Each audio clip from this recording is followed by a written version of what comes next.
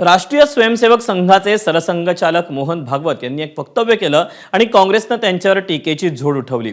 लोकसभेतील विरोधी पक्षनेते राहुल गांधी यांनी तर भागवत यांचं वक्तव्य देशद्रोह असल्याची मांडणी केली। मल्लिकार्जुन खरगे, सचिन पायलट यांनीही त्यांची री ओढली। कधी काळी संघ आणि हिंदुत्वाची पाठराखण करणाऱ्या ठाकरेंच्या शिवसेनेनंही तोंडसुख घेतलं। भागवतांचं वक्तव्य नेमकं काय होतं आणि त्यावर कशा पद्धतीनं रडकंदन माजलं याचा आढावा घेणारा हा स्पेशल रिपोर्ट पाहूया। भारताला स्वातंत्र्य कधी मिळालं? आता तुम्ही म्हणाल हा काय प्रश्न आहे? 15 ऑगस्ट 1947 ला भारताला स्वातंत्र्य मिळालं हे सगळ्यांनाच ठाऊक आहे। मग हा प्रश्न का? तर या प्रश्नाच्या उत्तरासाठी राष्ट्रीय स्वयंसेवक संघाचे सरसंघचालक मोहन भागवत यांचं हे वक्तव्य ऐकावं लागेल। रोजी भारत की रोजी रोटी का भी रास्ता राम मंदिर के प्रवेश द्वार से जाता है, ये ध्यान रखो। तो ये जो पूरा आंदोलन था वो भारत के स्व के जागृति के लिए था। भारत फिर से भारत बनकर अपने पैरों पर खड़ा होकर दुनिया को दिग्दर्शित करे, इसलिए था। अयोध्या में जो 1000 वर्षों से कलहों की परंपरा चली थी वो समाप्त हो जाए और अयोध्या वास्तव में अयोध्या बने, इसलिए। मोहन भागवत यांच्या या वक्तव्यावर राहुल गांधी यांनी घणाघाती टीका केली आहे। भागवतांचं वक्तव्य हा देशद्रोह आहे असं म्हणत दुसऱ्या एखाद्या देशात त्यांनी असं वक्तव्य केलं असतं तर त्यांना अटक झाली असती, खटला भरवला गेला असता असा संताप राहुल गांधींनी व्यक्त केला। Mohan Bhagwat has the audacity to inform the nation every 2 or 3 days what he thinks about the independent movement, what he thinks about the constitution. In fact, what he has said yesterday is treason, because it is stating that the constitution is invalid, it is stating that everything, the fight against the British was invalid, and he has the audacity to say this publicly. In any other country he would be arrested and tried. That is the fact, right? To say that India did not get independence in 1947 is an insult to every single Indian person. And it's about time we stop listening to this nonsense that these people think they can just keep parroting out and shouting and screaming. Rahul गांधींच्या पाठोपाठ काँग्रेसचे राष्ट्रीय अध्यक्ष मल्लिकार्जुन खरगे यांनीही मोहन भागवतांच्या वक्तव्यावर टीका केली। इतकंच नाही तर त्यांनी मोहन भागवतांना धमकीही दिली आणि त्यांच्या सुरात सूर मिसळला तो सचिन पायलट यांनी।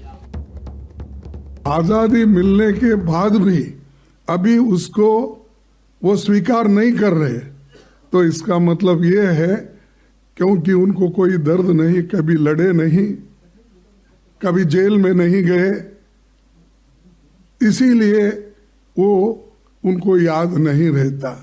हमको याद इसलिए है कि हमारे लोग आजादी के लिए मरे हैं, आजादी के लिए ठोकरें खाए हैं, घर छोड़े हैं, इसीलिए हमको याद है, उनको याद नहीं है। लोगों ने मिलकर इस देश को आजादी दिलाई थी। उस 15 अगस्त 1947 की आजादी को आप आजादी नहीं मानेंगे, इसका क्या मतलब है? तो ये तो उनका एक सोचने का तरीका होगा और मैं समझता हूँ सही नहीं है, क्योंकि इस देश की आजादी में सबका योगदान था। 47 में जब अंग्रेजों को हम यहाँ से हटाए थे हिंदुस्तान के लोगों ने, वही इस मुल्क की आजादी का दिवस था। उसके बाद अलग अलग धर्म जाति की बात करना मैं समझता हूँ गलत है, और कहीं ना कहीं जिन लोगों का संविधान में, देश के कानून में, हमारे इतिहास में, संस्कृति में विश्वास है, वो मानते हैं कि देश को आजादी जो मिली थी सबके योगदान से मिली थी। काँग्रेसनं टीका करणं स्वाभाविक होतं, पण ठाकरेंच्या शिवसेनेकडून संजय राऊत यांनी सुद्धा मोहन भागवत यांच्या वक्तव्यावर तोंडसुख घेतलं। ही टीका करत असताना आपल्याच सामनात 2014 साली दिलेला हिंदुस्थान काँग्रेस मुक्त देश स्वतंत्र हा मथळा ते विसरले, हे विशेष।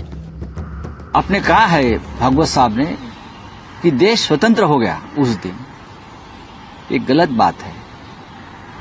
रामलल्ला इस देश में हजारों लाखों साल से है और रामलल्ला के लिए पहले भी आंदोलन हमने किए हैं और करते रहेंगे, लेकिन आप रामलल्ला के नाम पर राजनीति मत करिए, तभी देश सच मायने में स्वतंत्र होगा। सरसंघचालक मोहन भागवतांवर राहुल गांधींच्या टीकेनंतर भाजपची फौज मैदानात उतरली। राहुल गांधी अपरिपक्व नेते आहेत असं भाजप प्रवक्ते म्हणाले, तर भारत विरोधी शक्तींसोबत काँग्रेस पक्ष उभा राहतो असं नड्डा म्हणाले। Ram Mandir building after 500 years, that speaks to a rather cultural and religious and, if I might say, spiritual ethos. So it's a perfectly sensible statement, and he can't understand that.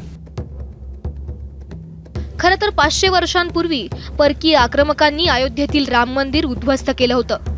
लाखो हिंदूंच्या रामभक्तांच्या बलिदानानंतर, court कचेऱ्यातील कायदेशीर लढाईनंतर तिथे भव्य राम मंदिर उभं राहतंय.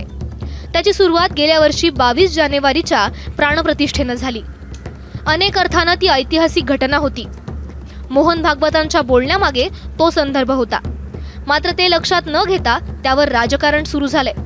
आणखी काही काळ तरी हा मुद्दा देशाच्या राजकारणात गाजत राहील अशी चिन्ह दिसतायत. ब्युरो रिपोर्ट, एबीपी माझा.